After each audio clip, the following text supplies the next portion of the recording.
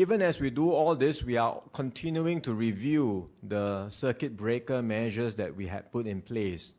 Because there are some places which we had allowed originally under the circuit breaker rules, but we are still seeing people gathering in these places. So for example, we had kept stadiums open because we thought this would be an avenue where people going out to exercise could, exercise in these stadiums without bunching together. But yet, unfortunately, we do see groups, people coming in groups to exercise in the stadium, which is not what the intention was, right? So we have decided from henceforth to close stadiums altogether. Because if there is no compliance and if these venues continue to be used for congregation of groups, then we cannot allow that to continue. So we are going to close stadiums altogether.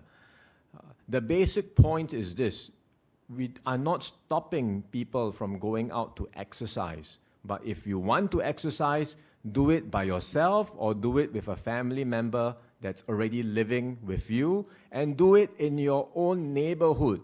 Do not go out to a special place outside, drive, make a special trip just to exercise.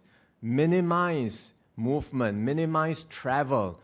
Do what you need to do within your own local neighborhood.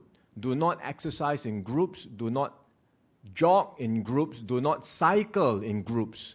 Any of that would be any such activities would be an offense. So let's be quite clear once again about what this circuit breaker means. It really requires all of us to minimize movement and stay at home as much as possible. But essentially, the enforcement officers will be fanning out everywhere, all over, focusing on, as I said, some of the hot spots in our wet markets. Particularly on weekends, we see some crowding. In some of our parks, because people want to go out, and I can understand, we see some crowding. Earlier, I talked about stadiums where there are still groups coming together, and so we have closed stadiums. But for parks, I can't close a park. But what we can do is, and we will do, is control access where it's feasible. So in some of the parks, we will be very strictly controlling access. If the numbers build up, then we will stop people from entering the park altogether. In wet markets, we are doing the same for now. We are controlling access. So if the numbers are too large, then people will have to start queuing up to enter the wet market. So we'll be doing that this weekend.